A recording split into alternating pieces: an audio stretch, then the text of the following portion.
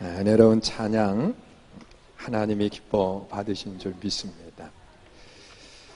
우리가 신앙 생활을 하면서요, 하나님 앞에 설 수 있는 사람이 누굴까?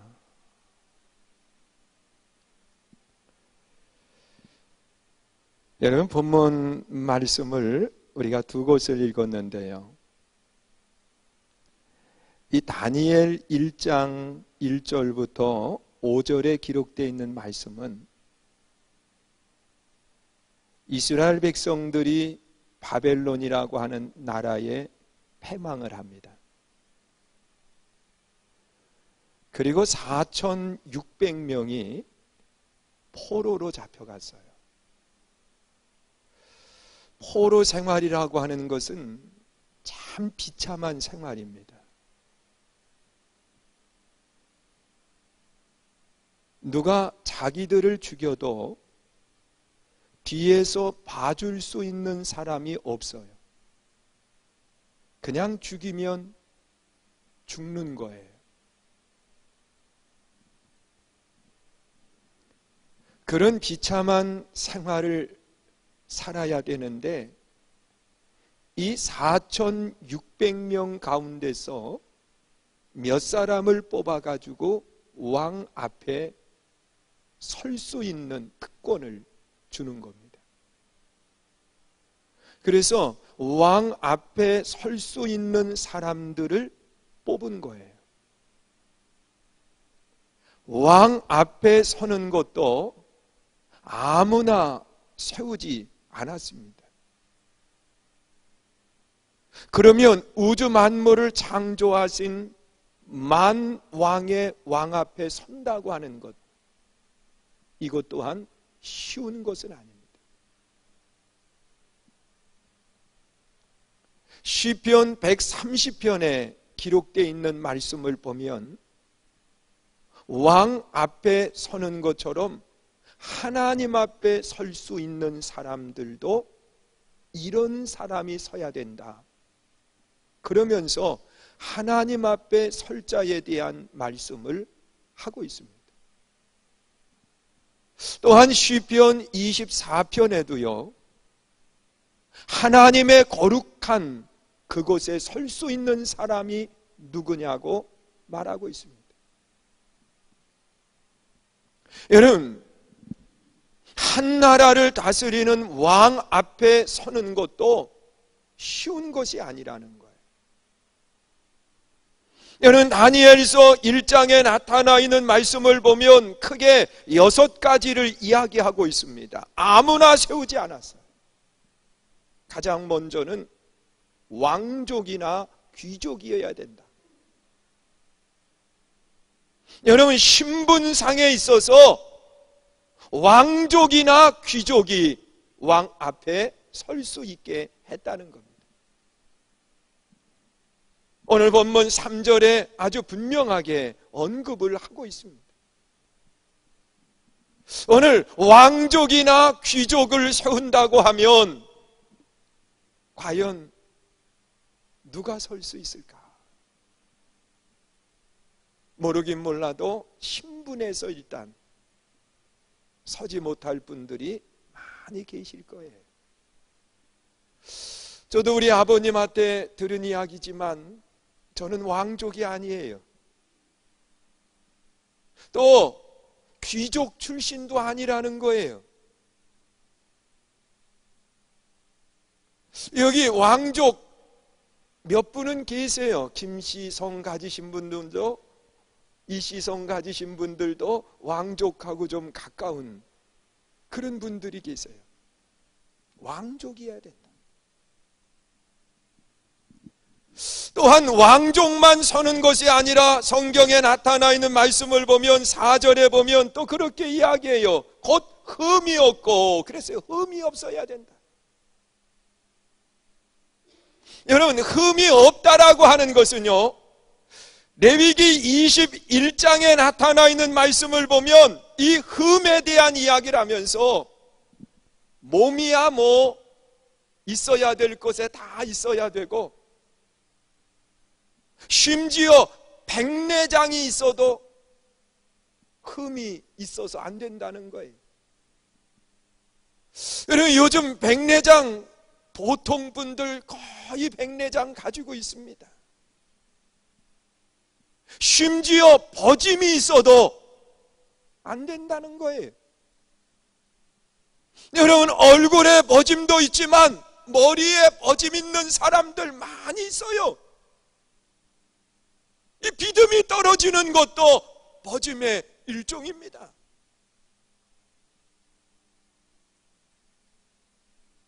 여러분, 한번 생각해 보세요. 흠이 없어야 왕 앞에 선다는 거예요. 신분도 왕족이나 귀족, 또 흠도 없어야 돼요. 머리에서 발끝까지 흠이 없어야 돼요. 그리고 여기까지는 좀 그래도 통과된다 그랬는데, 용모가 아름다워야 돼요. 잘 생겨야 돼요. 여러분, 왕 앞에 서는데 뭐가 그렇게 까다로운지 잘생긴 사람만 뽑는다고 그랬으니까, 제가 보니까 선교중앙교회 아니면 쓸 사람 없을 것 같아요. 왜? 인물이 받쳐주지를 않으니까 말이에요. 그리고 또한 모든 재주에 통달한 사람이어야 된다. 여러분, 이 재주라고 하는 것은 배워서도 물론 돼요.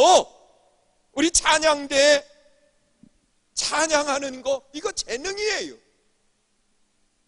이걸 배워서도 되지만 목소리 타고난 사람들이 월등 잘합니다. 여러분, 타고나지 않으면 이 재능은 참 어려워요. 글 쓰는 것도 재능이에요. 글도 잘 써야 되는데 이것도 배워서 된다고 이야기하지만 실은 타고나야 돼요. 타고나야 돼요. 여러분, 운동 잘하는 것도 재능이에요. 운동도 배워서 된다. 물론 그런데 더 중요한 건 타고나는 거예요. 타고나야 돼요.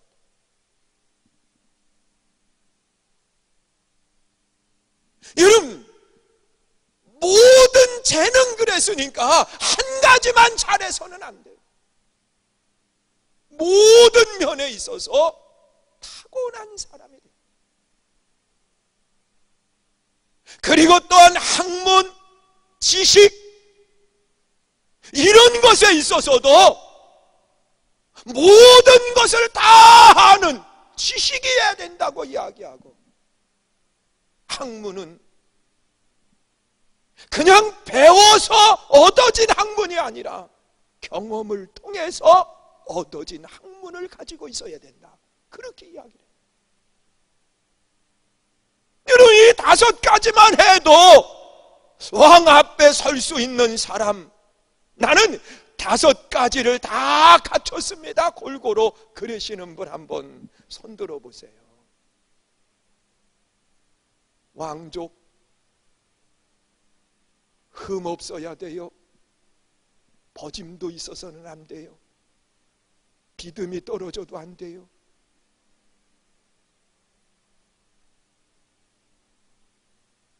모든 재능에 통달해야 돼요. 학문적으로도 거기다가 잘생겨야 돼요. 우리 지휘하시는 분처럼 잘생겨야 돼요. 그런데 이런 것을 다 갖추었어도 한 가지가 더 중요한데, 그것이 뭐냐고 하면 바벨론 문화를, 또한 바벨론에 대한 지식을 3년 동안 잘 배워서 통과돼야 되는 거예요. 그러니 이런 조건에 맞는 사람이 누가 있겠어요? 얼마나 되겠느냐는 거예요. 여러분, 왕 앞에 서는 것도 이렇게 어려운데 만왕의 왕이 되시는 하나님 앞에 설 수 있는 사람이 누굴까? 여러분, 시편 24편에 보면 하나님 앞에 설 수 있는 그러한 사람들에 대한 말씀을 하고 있습니다. 과연 누가 하나님 앞에 설 수 있겠느냐? 시편 24편 3절 4절에 보면 여호와의 산에 오를 자 누구며 그의 거룩한 곳에 설 자가 누구냐? 여호와의 산에 오를 자, 그의 거룩한 곳에 설 자가 누구인가? 그러면서 가장 먼저는 손이 깨끗해야 된다 그랬습니다. 여러분, 손이 깨끗하다고 하는 것은 성경에 나타나 있는 말씀을 보면 이 손은 행동을 통한 것을 말하는 겁니다. 그냥 목욕을 해서 깨끗한 차원이 아니라 행동한 것에 대해서 흠이 없어야 돼. 죄가 없어야 된다는 거예요. 여러분, 지금까지 행동해 온 거 한번 잘 생각해 보세요. 남의 것을 몰래 가져왔다든지, 아니면 이 손을 가지고 다른 사람에게 어려움을 주었다든지, 내 삶을 통해서 죄가 없는 사람이 하나님 편에 설 수 있다, 그렇게 이야기를 하고 있습니다. 잠언 31장 31절에 보면 그 손의 열매가 그에게로 돌아갈 것이요 그 행한 일로 말미암아 성문에서 칭찬을 받으리라 그랬어요. 그 손의 열매 그랬거든요. 내 손을 통해서 한 것에 대한 열매가 있다는 겁니다. 그리고 또한 손만 깨끗한 사람이 아니라 성경에 나타나 있는 말씀을 보니까 마음이 청결하여 그랬습니다. 마음이 청결한 사람. 여러분, 손이 깨끗하고 마음이 청결하다는 거예요. 이 마음의 청결함을 보네포 목사님은 그렇게 표현을 했습니다. 어린아이의 순전한 마음, 그 마음이 있어야 된다는 거예요. 여러분, 어린아이들은 참 깨끗한 그러한 마음을 가지고 있는데 그 마음이 세월이 지나도 뭐하지 말아야 되느냐? 변하지 않는 그 마음이 있어야 된다는 거예요. 그리고 또한 이 보네포 목사님은 에덴 범죄 이전에 마음을 갖고 있어야 된다 그랬어요. 그러니까 이 범죄한 이전의 마음이라고 하는 것은 욕망이나 욕심이나 높아지고자 함이나 이런 것들이 없어야 하나님께 설 수 있다는 거예요. 심지어 양심이 여기 양심 거기에 누가 지배를 해야 되느냐? 예수님이 지배하는 사람, 그 사람이 하나님 편에 설 수 있는 마음이 청결한 사람이다 그랬습니다. 그리고 또한 누가 설 수 있느냐? 허탄한 데 뜻을 두지 않는 사람. 여러분, 우리가 뜻을 두어도 허탄한 없어질 것에 뜻을 두면 안 된다는 거예요.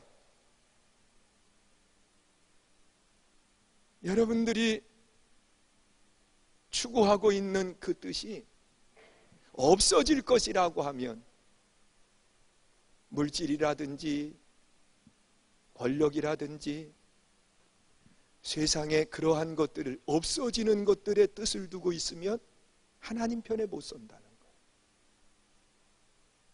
그리고 또한 누가 서지 못하느냐? 거짓 맹세하는 사람, 하나님 편에 못 산다.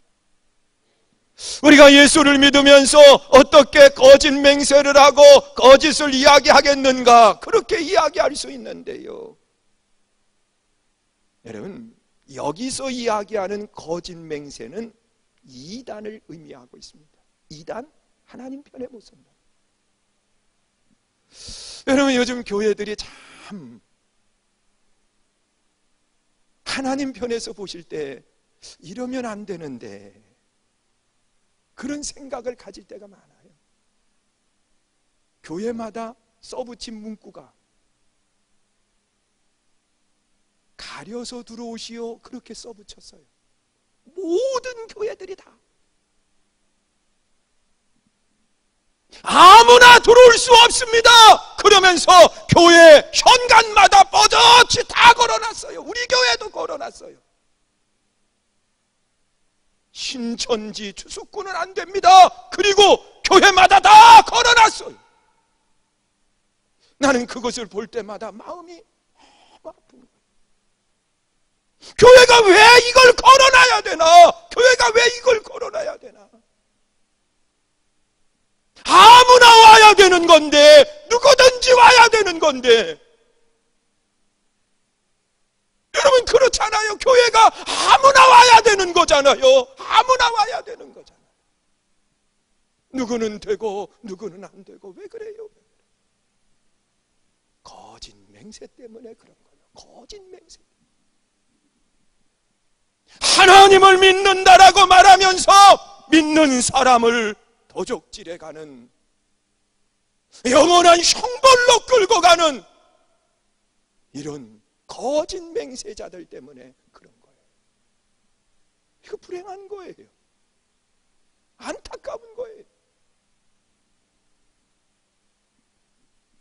여러분, 하나님의 거룩한 곳에 설 수 있는 사람이 누구냐?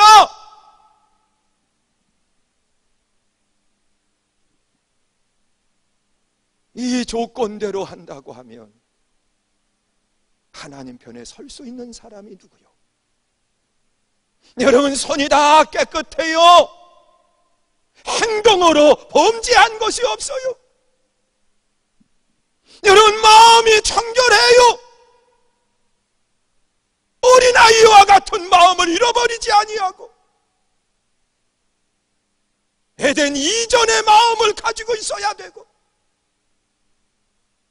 그 마음에 예수 그리스도가 온전히 계셔야 된다고 그랬는데, 허망한 것에 뜻을 두지 아니하고 하나님의 나라의 뜻을 두어야 된다고 그랬는데, 거짓 맹세하지 않아야 된다고 그랬는데, 과연 누가 하나님 편에 설 수 있는가? 여러분, 왕 앞에 서는 것도 어려운데 하나님 앞에 선다고 하는 것은 세상적인 조건으로 보면 불가능한 거예요. 그래서 우리 주님이 하나님 앞에 설 수 있도록 문을 열어놓으셨어요. 시편 130편에 보면 하나님은 사유하시기를 즐겨하신다 그랬습니다. 이 말은 하나님은 용서하시는 것을 기뻐하고 즐겨하신다는 거예요. 그러면서 하나님 편에 설 수 있도록 오늘 본문에 나타나 있는 말씀을 보면 독생자 예수님을 이 땅에 보내주셨어요. 예수님께서 우리의 모든 죄를 다 담당하셨어요. 십자가에서 죄값을 대신 지불해 주셨다는 거예요. 믿으십니까?